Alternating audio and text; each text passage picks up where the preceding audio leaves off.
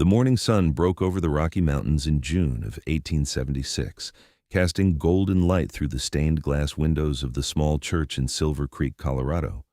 But Catherine Mae Thornton stood alone at the altar in her ivory wedding dress, watching the last of the guests shuffle out with pitying glances that burned worse than any brand.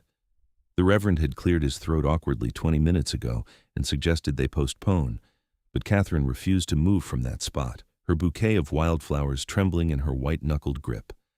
Thomas Whitfield, the man who had courted her for 18 months, who had promised her a future and a home, who had looked into her eyes just 3 nights ago and sworn his devotion, had not appeared. His best man had arrived an hour before the ceremony with a hastily scrawled note that said only, "I cannot go through with this. Forgive me." No explanation, no apology worthy of the name, just cowardice wrapped in ink. Catherine was 22 years old, the daughter of Silver Creek's late sheriff, and she had never felt more humiliated in her entire life. Her best friend Margaret had tried to usher her into the back room, but Catherine shook her head.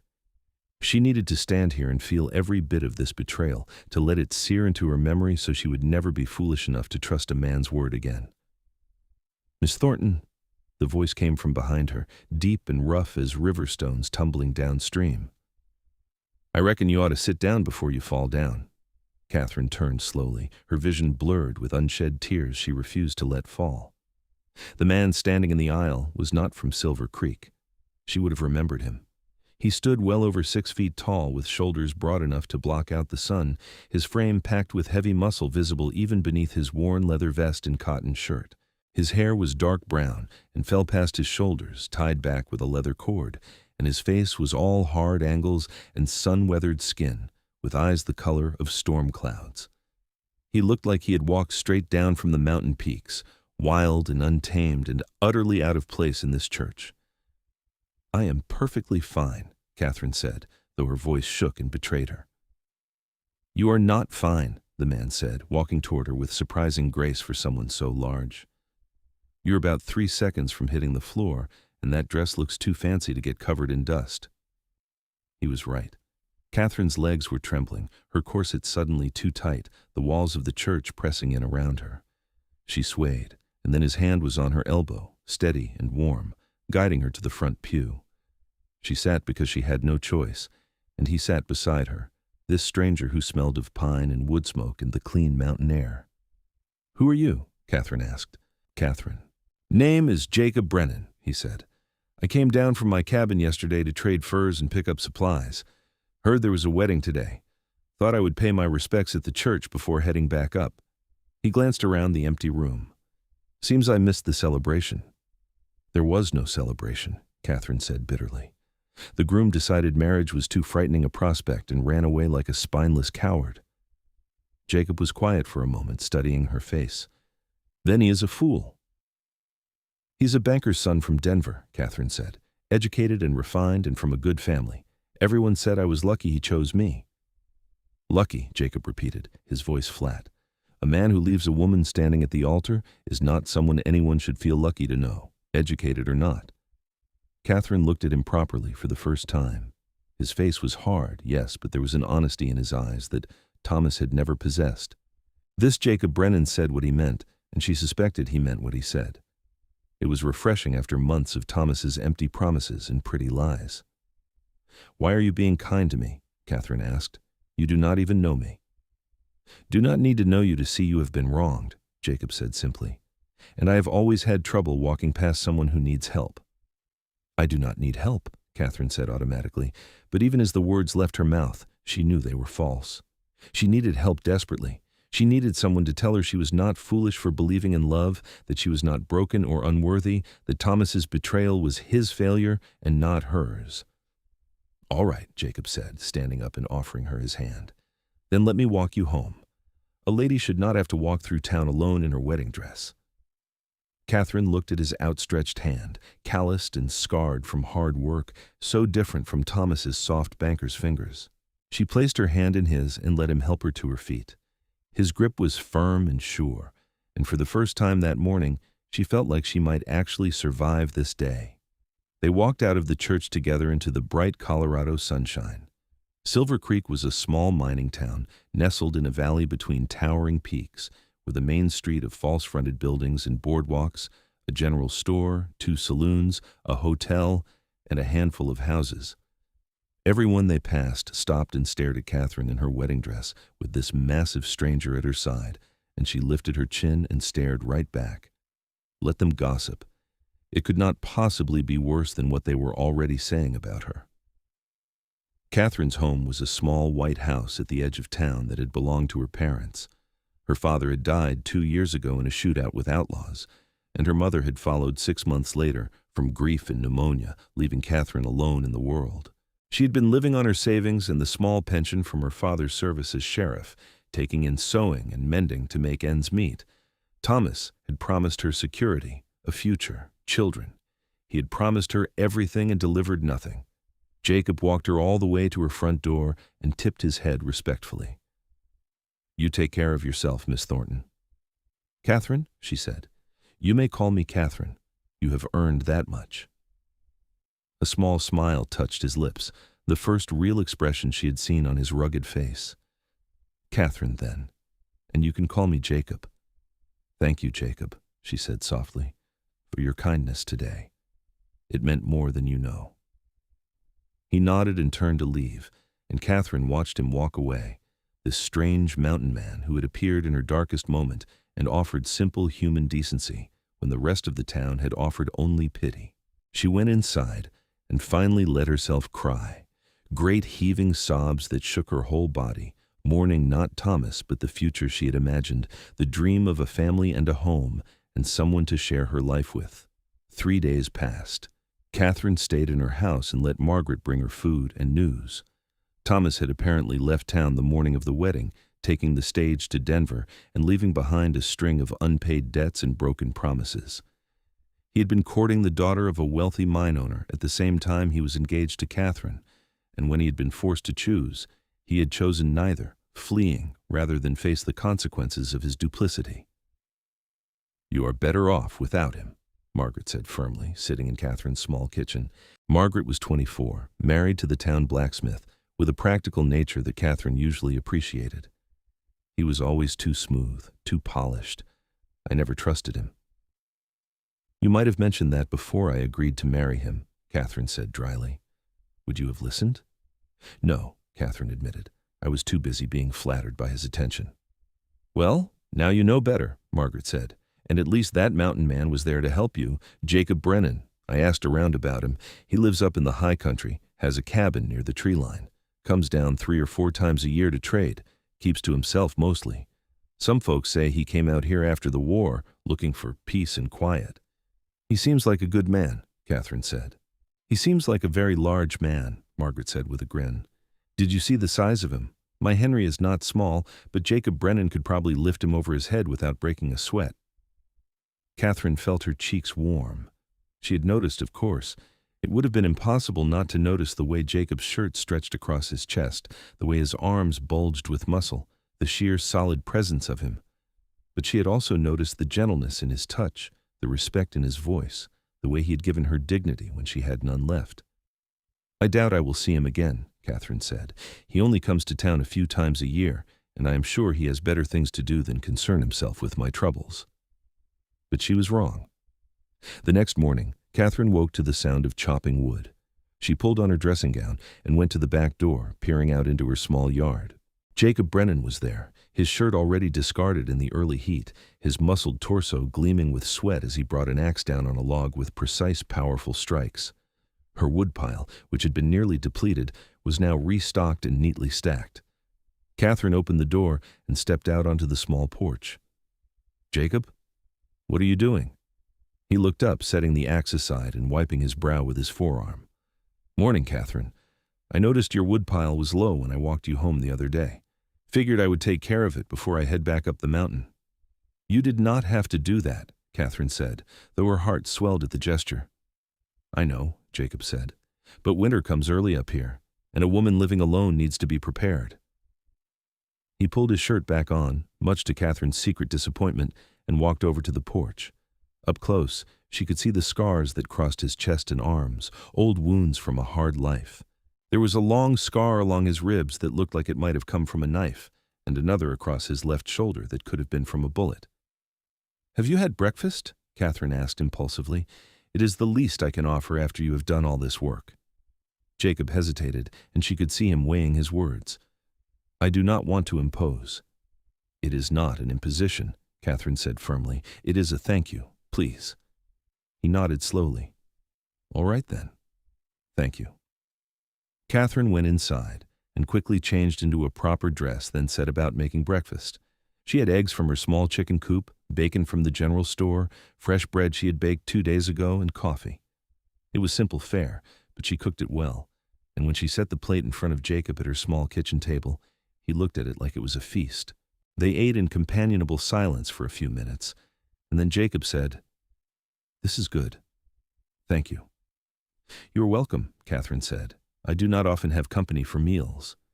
"You live alone," Jacob said. It was not a question, but she answered anyway. "My parents died 2 years ago. I have no siblings, no other family. Thomas was going to be my fresh start, or so I thought." "His loss," Jacob said simply. Catherine smiled despite herself. "You keep saying that." "Because it is true." Jacob set down his fork and looked at her directly. "I know I am just a stranger who lives on a mountain, and I know you have no reason to listen to me. But I have seen a lot of people in my life, Catherine. I fought in the war, saw men at their best and their worst, and I can tell you that you have a strength in you that most folks never find. That coward who left you did not deserve you, and he never would have made you happy, not really." Catherine felt tears prick her eyes again, but this time they were not tears of humiliation. They were tears of gratitude, of relief, of something she could not quite name. "How do you know that?" "Because a man who truly loved you would have walked through fire to be by your side," Jacob said. "He would not have run away at the first sign of fear. Love is not supposed to be easy, but it is supposed to be worth fighting for." "You sound like you speak from experience," Catherine said softly. Jacob's expression darkened, and he looked away. "I was engaged once, a long time ago, before the war. Her name was Eleanor. She promised to wait for me while I was fighting, and I believed her. But when I came back, she had married someone else, someone who had stayed home and made his fortune while I was covered in mud and blood in Virginia. She said she could not wait forever, that she needed security." He shrugged, but Catherine could see the old pain in his eyes. "I came west after that, decided I was better off alone." "I am sorry," Catherine said. "That must have been terrible." "It was a long time ago," Jacob said. "I made my peace with it, built my cabin, learned to live off the land, found a kind of contentment in the solitude. But I never forgot what it felt like to believe in someone and have them turn their back." "Then you understand," Catherine said. "I do." Jacob stood up, carrying his empty plate to the wash basin. "Which is why I wanted you to know you are not alone in this. It feels like the end of the world right now, but it is not. You will survive it, and you will be stronger for it." "Will you stay in town a few more days?" Catherine asked, surprising herself with the boldness of the question. "I know you have your cabin, but I would appreciate having someone to talk to who does not look at me with pity." Jacob studied her for a long moment, and then he nodded. "I will stay. I can camp just outside of town. Come by each day if you would like." "I would like that very much," Catherine said. And so it began. Jacob stayed in Silver Creek for the next week, camping in a small clearing just beyond the edge of town. Every morning he would come by Catherine's house, and they would share breakfast together. Then he would help her with whatever chores needed doing. He repaired her sagging front porch, fixed the shingles on her roof that had come loose over the winter, and reinforced her chicken coop against predators. In return, she cooked for him, mended his shirts, and listened to his stories about life in the mountains. Jacob told her about the wildlife he encountered, the bears and mountain lions and elk. He told her about the brutal winters when the snow piled higher than a man's head, and the glorious summers when wildflowers carpeted the meadows. He told her about the silence of the high country, the way you could hear your own heartbeat in the stillness, and the way the stars looked when there was no town light to dim them. Catherine told him about her childhood in Silver Creek, about her father's dedication to keeping the town safe, about her mother's gentle nature and skill with healing herbs. She told him about the loneliness of the past 2 years, the weight of being a young woman alone in a town where everyone thought she needed a man to take care of her. She told him about her dreams of having a family, children to love, a home filled with warmth and laughter. "You will have that," Jacob said one evening as they sat on her front porch, watching the sun set behind the mountains. "Maybe not the way you planned, but you will have it." "How can you be so sure?" Catherine asked. "Because you are the kind of person who makes good things happen," Jacob said. "You do not give up. You do not let the world break you. That is rare." Catherine looked at him, this big, quiet man who had appeared in her life like a gift from the mountains themselves, and she felt something shift in her chest. It was not love, not yet, but it was the possibility of love, the first tender shoots of something that might grow into something beautiful if given the chance. "Jacob," she said softly, "why are you really still here? You could have gone back to your cabin days ago." He was quiet for so long that she thought he might not answer. Then he said, "Because I have not been able to stop thinking about you since I saw you in that church. Because when I am with you, the silence of my cabin does not seem so peaceful. It just seems lonely." He turned to look at her, his storm-gray eyes intense. "Because I think I might be falling for you, Catherine Thornton, and that scares me more than any bear or blizzard ever has." Catherine's breath caught in her throat. "Jacob, we have only known each other a week." "I know," he said, "and I know it is too soon, and I know I am not the kind of man you probably imagined yourself with. I am rough and I live in the wilderness, and I do not have much to offer, except a cabin and my 2 hands. But I am honest, and I am loyal, and I would never leave you standing anywhere alone." He paused. "I'm not asking you to feel the same way. I just wanted you to know." Catherine reached out and took his hand, lacing her fingers through his. "I do not know what I feel yet," she said honestly. "My heart is still bruised and I am still angry and hurt, but I know that you make me feel safe. You make me feel seen. And when I imagine my future now, you are in it." She squeezed his hand. "So maybe we can take this slowly, figure it out together." Jacob's face softened, and he squeezed her hand back. "Slowly sounds good to me." Over the next few weeks, Jacob did not return to his cabin. He took a room at the boarding house in town and found work helping the local ranchers with their heavy labor, mending fences and breaking horses.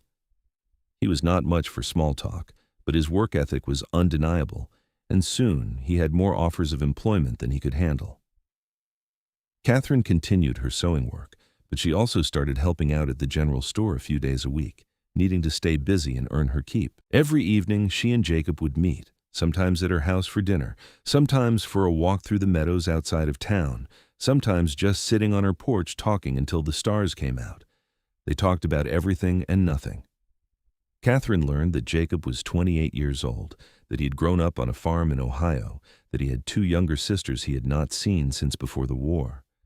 He learned that Catherine's favorite color was the deep blue of the mountain sky just after sunset, that she could not carry a tune to save her life, but loved to sing anyway, that she wanted at least 3 children someday, maybe 4. "I always imagined a house full of noise and chaos," Catherine said one evening.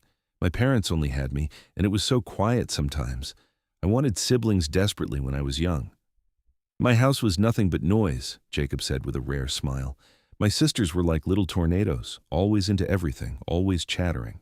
I used to dream of silence. Funny how life works out." "Do you miss them?" Catherine asked. "Every day," Jacob admitted. "But the war changed me. I saw things, did things that I cannot ever speak of. When I came back, my sisters looked at me like I was a stranger, and I realized I was. The boy who left was not the man who returned. I thought it would be easier on them if I made a clean break." Catherine reached over and took his hand. "Maybe someday you will go back and visit them. Let them meet the man you have become, not the boy you were." "Maybe," Jacob said, though he sounded doubtful. "But for now, I'm content where I am." "In Silver Creek?" Catherine asked. "With you," Jacob corrected, and the simple honesty of it made Catherine's heart skip. It was 2 months after the failed wedding when Jacob asked Catherine to come see his cabin. She agreed immediately, curious about this place he had spoken of so often, this sanctuary he had built for himself in the wilderness. They set out early one morning in late August, Jacob leading the way on his sturdy mountain horse while Catherine rode her smaller mare. The trail wound up through dense pine forests, crossing crystal-clear streams and climbing ever higher into the mountains. The air grew thinner and cooler, scented with evergreen and wildflowers, and Catherine felt her spirits lift with every mile. Jacob's cabin was nestled in a small clearing near the tree line, surrounded by towering peaks on 3 sides. It was solidly built from thick logs with a stone chimney and a covered porch. Behind it was a small barn for his horse and supplies, and to the left was a clear stream that tumbled down from the heights. The view was breathtaking, miles of untouched wilderness stretching out in every direction. "Jacob," Catherine breathed, "it is beautiful." "I built it myself," Jacob said, dismounting and helping her down from her horse. "Took me the better part of 2 years to finish, but I wanted it done right, wanted it to last." He showed her inside, and Catherine was struck by how comfortable the cabin was, despite its rustic nature. There was a large stone fireplace, a sturdy wooden table and chairs, a bed covered with thick furs, and shelves filled with books and supplies. Everything was neat and organized, practical, but not without a certain rough charm. "You have quite the library," Catherine said, running her fingers along the spines of the books. She saw volumes on farming, animal husbandry, wilderness survival, but also poetry, history, and classic literature. "I need something to do during the long winters," Jacob said. "Reading helps pass the time." Catherine pulled out a copy of Shakespeare's sonnets, surprised. "You read poetry?" "Why does everyone always sound so shocked by that?" Jacob asked with amusement. "Just because I live in the mountains does not mean I'm uncivilized." Catherine laughed. "Fair point. I apologize for my assumptions." They spent the afternoon exploring the area around the cabin. Jacob showed her his small vegetable garden, his traps for catching game, the places where he collected water and gathered firewood. He showed her the meadow where elk grazed in the early morning, the cliff where eagles nested, the hidden pool in the stream where he bathed in the summer. I cannot imagine living up here alone all winter," Catherine said as they sat on a large boulder overlooking the valley. "It must be so isolating." "It is," Jacob admitted, "but it is also peaceful. After the chaos of the war, after the noise and the death and the constant fear, I needed the silence. I needed to be somewhere nothing was expected of me except survival." He looked at her. "But lately, the silence has started to feel empty. I find myself thinking about what it would be like to have someone to share it with." Catherine's heart raced. "Jacob, what are you saying?" He took her hand, his thumb tracing circles on her palm. "I am saying that I love you, Catherine. I have loved you since the day I met you, standing in that church refusing to break. I love your strength and your kindness and the way you sing off-key when you cook.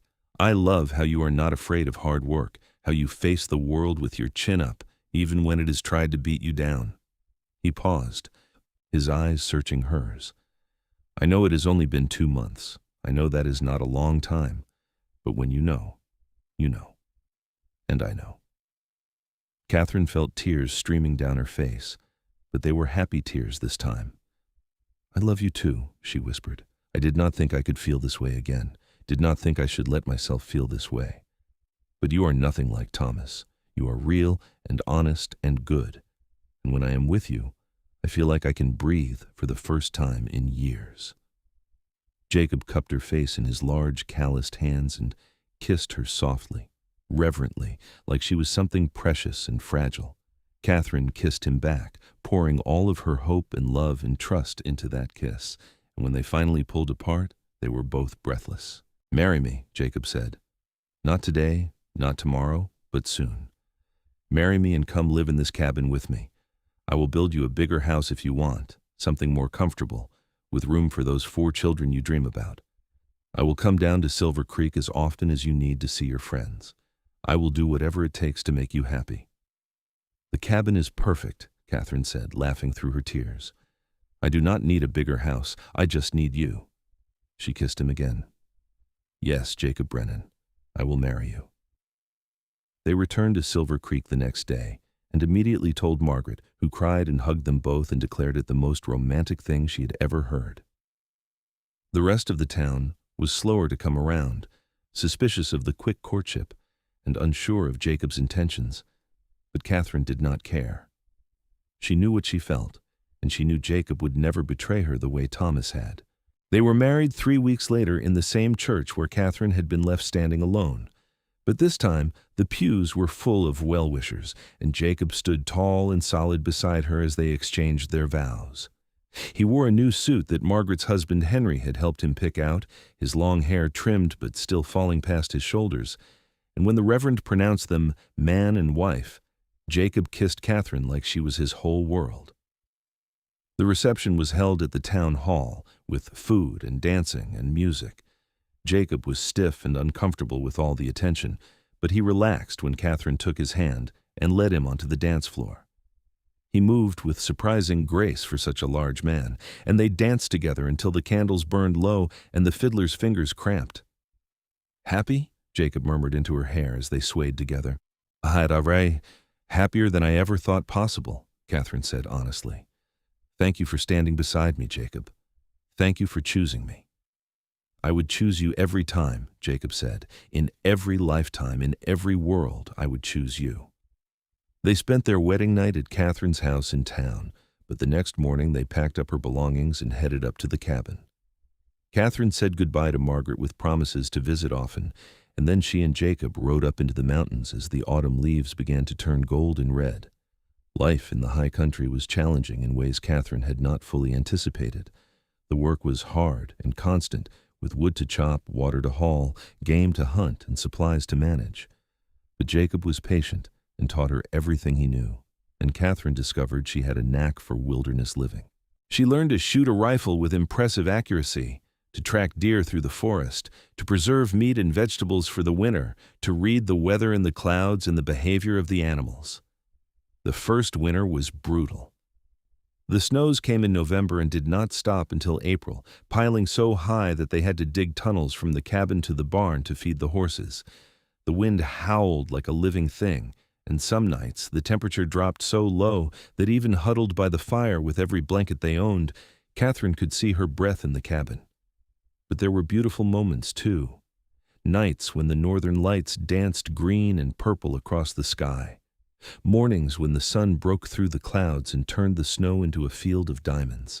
Long evenings when she and Jacob would sit by the fire, reading aloud to each other or simply holding hands in comfortable silence. And the nights when they would make love under piles of furs, learning each other's bodies, whispering promises and dreams into the darkness. Spring came slowly, the snow melting in fits and starts, revealing the green world beneath.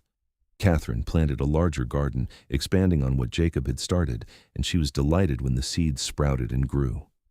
They made trips down to Silver Creek once a month for supplies and to visit with Margaret, who was now pregnant with her first child. "You look so different," Margaret said one afternoon as they sat in Catherine's old kitchen sipping tea. "Happier, stronger." "I am," Catherine said. "Life on the mountain is not easy, but it is good. Jacob is good. He treats me like an equal partner, not some fragile thing that needs protecting. We work together. We make decisions together. We build our life together." "I am so glad," Margaret said, reaching over to squeeze her hand. "After what Thomas did, I was worried you would never trust anyone again." "I almost did not," Catherine admitted, "but Jacob is nothing like Thomas. He is everything I did not know I needed." That summer, Catherine discovered she was pregnant. She told Jacob one evening as they sat on the porch watching the sunset, and he went completely still, his eyes wide with wonder. "A baby?" he said, his voice rough with emotion. "Are you sure?" "I am sure," Catherine said, taking his hand and placing it on her still flat stomach. "We are going to have a baby, Jacob. In the spring, I think."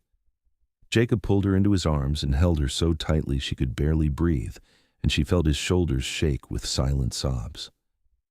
"I'm going to be a father," he whispered. "I never thought I would get to be a father." "You are going to be a wonderful father," Catherine said, pulling back to look at him. "Our child is so lucky to have you."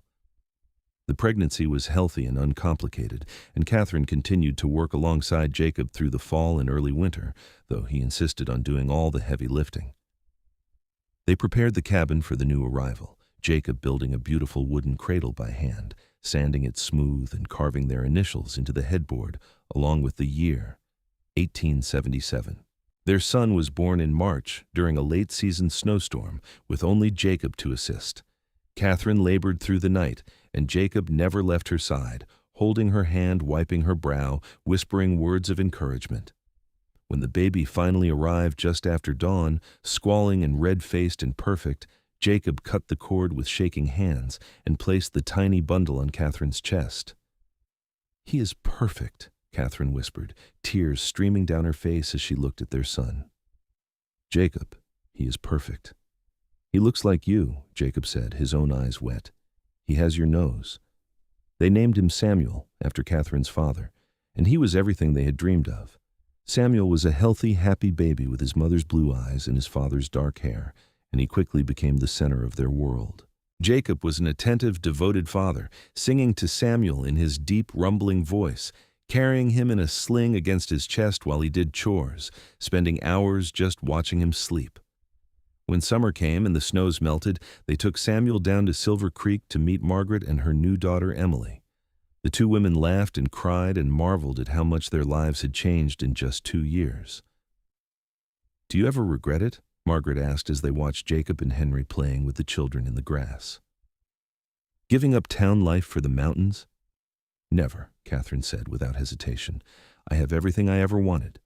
A good man who loves me, a beautiful son, a home I helped build. What more could I ask for?" "More children?" Margaret teased. Catherine laughed. "Maybe. We will see what life brings."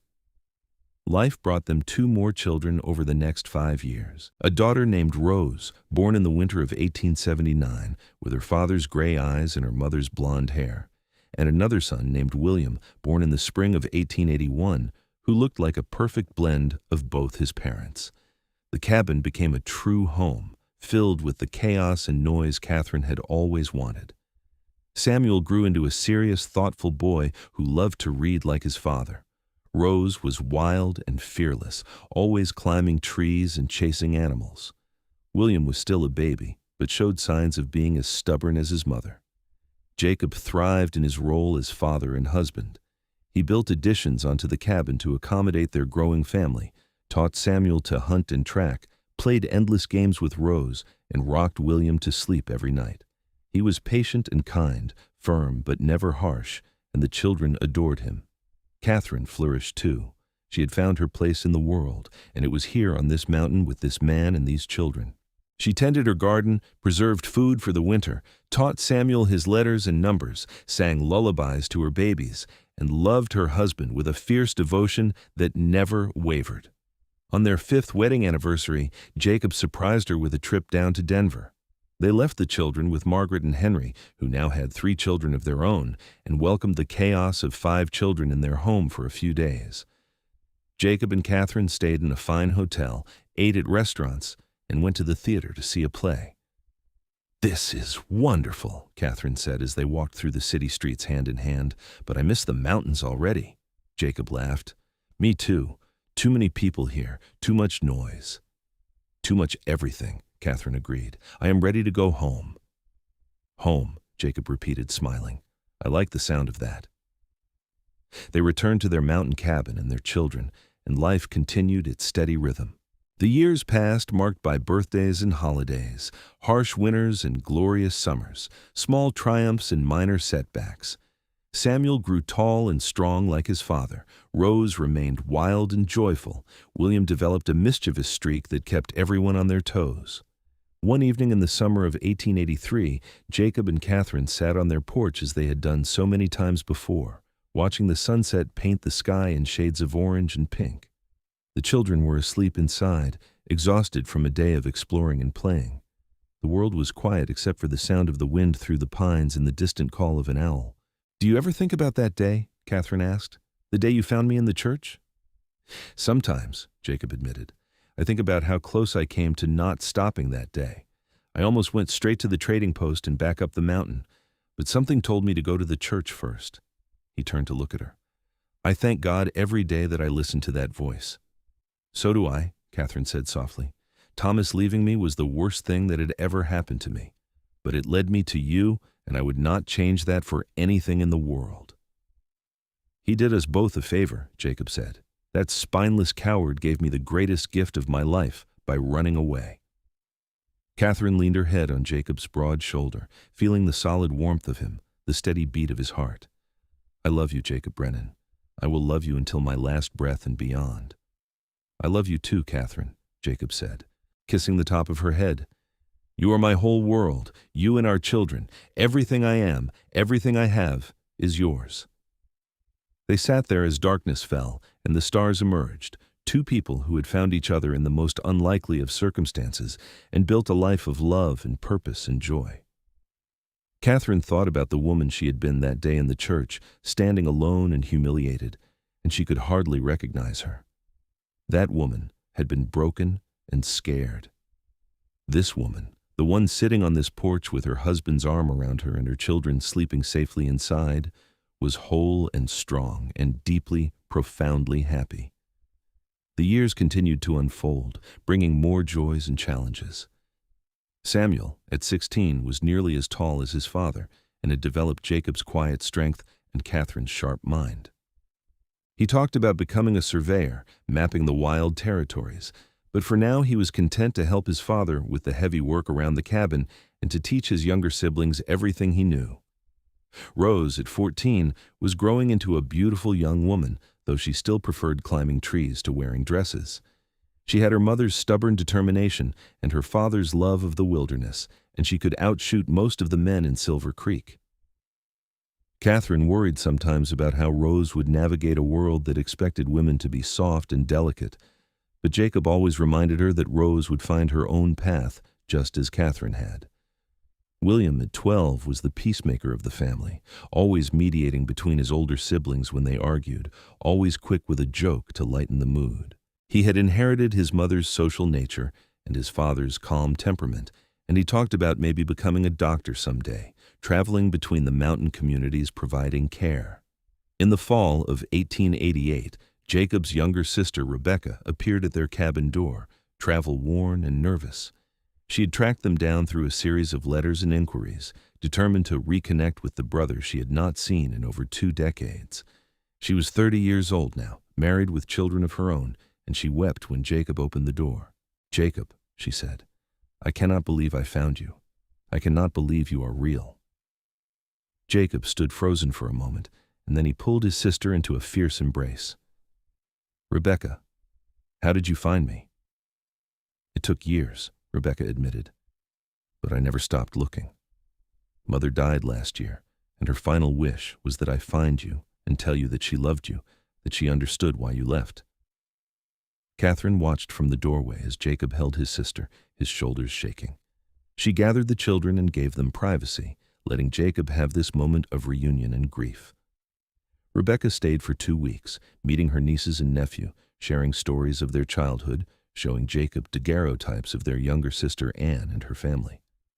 Jacob was quieter than usual, processing years of complicated emotions, but Catherine could see the healing happening in him, the old wounds finally beginning to close. When Rebecca left, she made Jacob promise to write, to stay in contact, to consider visiting Ohio someday. Jacob agreed, and he kept that promise, writing letters every few months and even taking a trip east in 1890 to meet his other sister and her family. He returned to the mountain after 6 weeks with stories and gifts, but also with a profound relief to be home. "I am glad I went," Jacob told Catherine as they lay in bed that night. "I am glad I made peace with my past, but this is where I belong. Here, with you, with our children, on this mountain." "This is where you belong," Catherine agreed, curling into his embrace. "This is where we both belong." The turn of the century brought changes to their world. Silver Creek grew larger, adding new businesses and more permanent residents. A railroad spur was built connecting the town to Denver, making travel and trade easier. Some of the old wildness of the West was fading, replaced by civilization and order. But up on the mountain, life remained much the same. Jacob and Catherine watched their children grow into adults and begin their own lives. Samuel married a girl from Silver Creek and took a job surveying the territories for the government, just as he had dreamed. Rose shocked everyone by falling in love with a Ute man named Running Deer and moving to live with his people in the high valleys, adapting to their ways and learning their language. William kept his word and became a traveling doctor, riding the circuits between mountain towns and providing care to those who could not reach the city. Jacob and Catherine became grandparents multiple times over, their cabin once again filled with the sound of children's laughter during visits. They had weathered illnesses and injuries, harsh winters and hot summers, economic downturns and personal losses. Through it all, their love had not only endured but deepened, becoming the bedrock upon which everything else was built. In the spring of 1900, Catherine turned 46 and Jacob turned 54. They were no longer young, their bodies marked by decades of hard work and mountain living, but they were healthy and strong, and they had no plans to slow down. One morning, they rode down to Silver Creek together for supplies, as they had done hundreds of times over the years. As they passed the church, Catherine glanced at it and smiled. "What are you thinking about?" Jacob asked, noticing her expression. "I am thinking about how much has changed since that day," Catherine said. "How that terrible moment led to all of this beauty." She gestured broadly, encompassing their lives, their love, their family. "I'm thinking about how grateful I am that you were there, that you stood beside me when I needed someone most." Jacob reached over and took her hand. "I was not the hero of that story, Catherine. You were. You were the one who refused to be broken, who chose to trust again, who built this life with your own two hands. I just had the good sense to recognize something precious when I saw it." "We both did," Catherine said. "We recognized each other." They continued into town, and as they walked down the main street, several people greeted them warmly. Jacob and Catherine had become fixtures of the community over the years, respected for their integrity and their devotion to each other and their family. The story of how they met had become something of a legend in Silver Creek, a reminder that sometimes the worst moments in life led to the best outcomes. Margaret, now in her 50s with grown children and grandchildren of her own, met them at the general store for lunch. The three of them sat at a small table, eating sandwiches and drinking lemonade, talking and laughing like the old friends they were.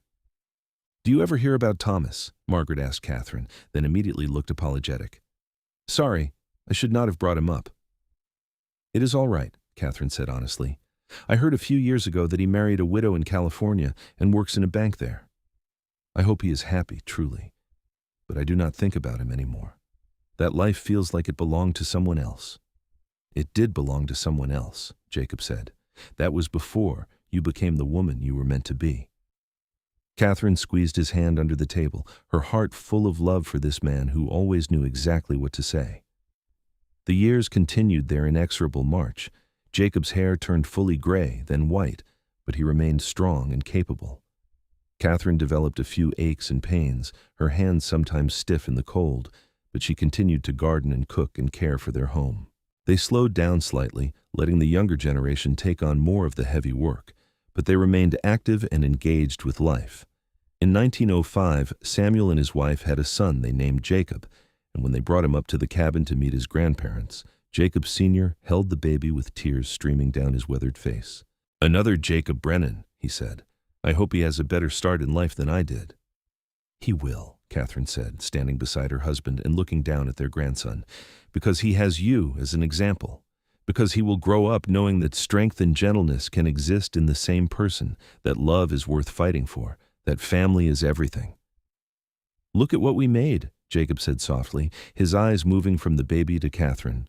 "Look at this legacy we are leaving behind." Catherine looked around their cabin, at the pictures of their children and grandchildren on the walls, at the life they had built together from nothing but love and determination and hard work. "We did well," she said. "We did very well indeed." The summer of 1910 was particularly beautiful, with warm days and cool nights and wildflowers blooming in profusion across the meadows. Jacob, now 64, and Catherine, now 56, sat on their porch on a July evening, holding hands and watching the sunset, as they had done countless times over their 33 years of marriage. "Do you remember what I said to you that first day?" Jacob asked, "when I found you in the church?" "You said I ought to sit down before I fell down," Catherine recalled with a smile. "And you said you were perfectly fine," Jacob said. "You were lying, of course." "I was not fine," Catherine admitted. "But then you helped me, and eventually I was better than fine. I was happy." "We both are," Jacob said. He was quiet for a moment, then added, "I want you to know that if I had to do it all over again, I would not change a single thing. Every hard winter, every difficult day, every challenge we faced, it was all worth it to be here with you." Catherine felt a flutter of concern at his words, which sounded almost like goodbye, but she pushed it aside. "Nothing is going to change," she said firmly. "We have many more years together, many more sunsets to watch." "I hope so," Jacob said. "But if we do not, I want you to know that you gave me a life I never dreamed I could have. You gave me love and family and purpose. You gave me everything." "Jacob, you are worrying me," Catherine said, turning to look at him. "Are you feeling all right?" "I am fine," he assured her, squeezing her hand. "Just being sentimental in my old age." But 3 days later, Jacob collapsed while chopping wood. Catherine was in the garden and heard the crash of the axe hitting the ground. She ran to him and found him unconscious, his breathing shallow. She managed to get him into the cabin and onto the bed, then rode as fast as she could down to Silver Creek to fetch William, who was visiting Margaret. William came immediately, examining his father with gentle, professional hands. When he finished, his face was grave. "His heart," William said quietly. "It is weak, has been for a while probably. He needs rest, complete rest. No more heavy work, no more stress." "He will never agree to that," Catherine said, her voice breaking. "You know your father. He has always been so strong." "His body is giving out," William said gently. "I'm sorry, Mother, but you need to prepare yourself.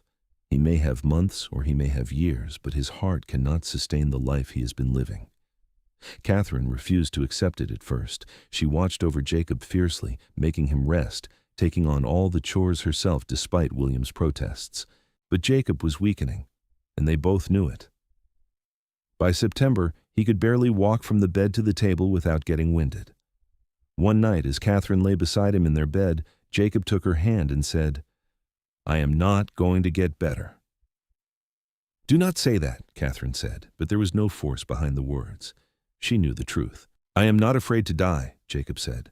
"I have lived a good life, a life full of love and meaning, but I am afraid of leaving you alone." "You are not leaving me," Catherine said fiercely. "Not yet. We have more time." "Not much," Jacob said. "So I need you to listen to me. When I am gone, I do not want you to spend the rest of your life grieving. I want you to live, Catherine. I want you to laugh and love and find joy. Promise me." "I cannot promise that," Catherine said, tears streaming down her face. "How can I find joy without you?" "The same way I found it after Eleanor left me," Jacob said. "By remembering that life goes on, that there is still beauty in the world, that love does not end just because someone dies." He cupped her face in his weak hands. "You saved me, Catherine. You gave me 33 years of happiness I never thought I would have. Now you have to save yourself." "I do not want to," Catherine whispered. "I do not want to live without you." "I know," Jacob said. "But you will, because you are strong. The strongest person I have ever known." Jacob lingered through the fall, growing weaker each day. Their children came to visit, bringing grandchildren and great-grandchildren. The cabin was full of family, and Jacob spent his final weeks surrounded by the people he loved, telling stories, giving advice, saying his goodbyes. He died in his sleep on a cold November morning, just as the first snow began to fall. Catherine was lying beside him, her hand in his, and she felt the moment his spirit left his body. There was no struggle, no pain, just a quiet slipping away, as peaceful as falling asleep. The grief nearly destroyed her. Catherine went through the funeral in a fog, accepting condolences from what seemed like the entire territory. Everyone who had ever known Jacob came to pay their respects, telling stories of his kindness, his strength, his integrity. He was buried on the mountain he had loved, in a clearing overlooking the valley, with a simple stone marker that read, "Jacob Brennan, beloved husband and father, 1846-1910. Catherine stayed in the cabin alone after the funeral, refusing her children's offers to come live with them. This was her home, hers and Jacob's, and she was not ready to leave it. The winter was brutal, but she survived it, drawing on reserves of strength she did not know she possessed. Spring came, as it always did, and with it came a tentative healing. Catherine planted her garden, tended her animals, and slowly began to rejoin the world. She visited her children and grandchildren, helped Margaret with her great-grandchildren, and even took in sewing work again to keep her hands busy. But every evening, she would sit on the porch in the rocking chair Jacob had made for her, and she would talk to him as if he were still there. She told him about her day, about the children and grandchildren, about the weather and the garden and all the small details of life. And sometimes, in the whisper of the wind through the pines, she thought she could hear him answer. Years passed. Catherine turned 60, then 65, then 70. Her hair went white, her body grew frail, but her mind remained sharp and her spirit indomitable. She divided her time between the cabin and her children's homes, never staying too long in one place, always restless. The mountain was still her home, but it was lonely without Jacob.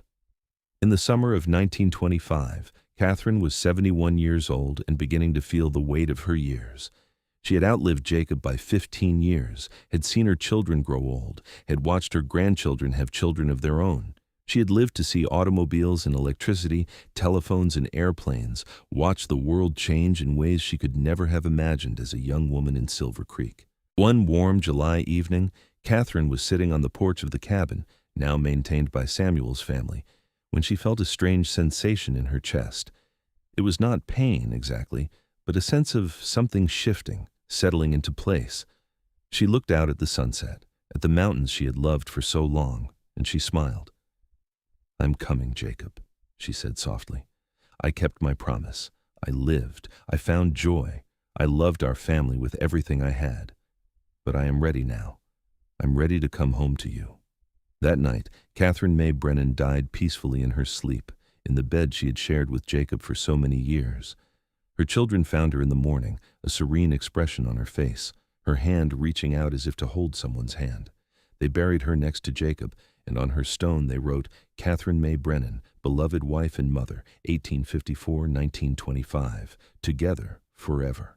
The cabin remained in the family, passed down through generations, becoming a place where descendants would come to connect with their history, to hear the stories of Jacob and Catherine, the mountain man and the woman who had been left at the altar by a coward, but found true love with a man of honor. Their story became a legend in the mountains of Colorado, told and retold, a testament to the power of second chances, the strength of true love, and the resilience of the human spirit. A story of a woman who refused to be broken and a man who stood beside her when no one else would, and the beautiful life they built together against all odds. And on summer evenings, when the wind whispers through the pines around the old cabin, some people swear they can still see two figures sitting on the porch, holding hands and watching the sunset, together for all eternity as they had been in life. A love story written in the wild heart of the American West, enduring long after the people who lived it had become memory, a reminder that the greatest love stories are not the ones that come easily, but the ones that are fought for, built carefully, and cherished every single day. The spineless coward who ran from the altar gave them the greatest gift he could have given, though he never knew it. He gave Catherine her freedom to find real love, and he gave Jacob the chance to be the man he was always meant to be, a husband, a father, a partner in every sense of the word. And in doing so, he became nothing more than a footnote in a love story that transcended time, a brief shadow that made the light that followed seem all the brighter. The end of their story was not sad, though death came for them both as it comes for everyone. The end of their story was triumphant, a celebration of a life lived fully, of promises kept, of love that never faltered even in the face of hardship and loss. They had built something beautiful and lasting, not just in the cabin they called home or the children they raised, but in the example they set for everyone who knew them. Love is not about perfect circumstances or easy choices. It is about showing up, standing firm, keeping your word, and choosing each other every single day. It is about building something together that is stronger than either person could create alone. It is about weathering storms and celebrating sunshine, about growing old together and still holding hands while watching the sunset. Jacob and Catherine understood this in a way that few people ever do.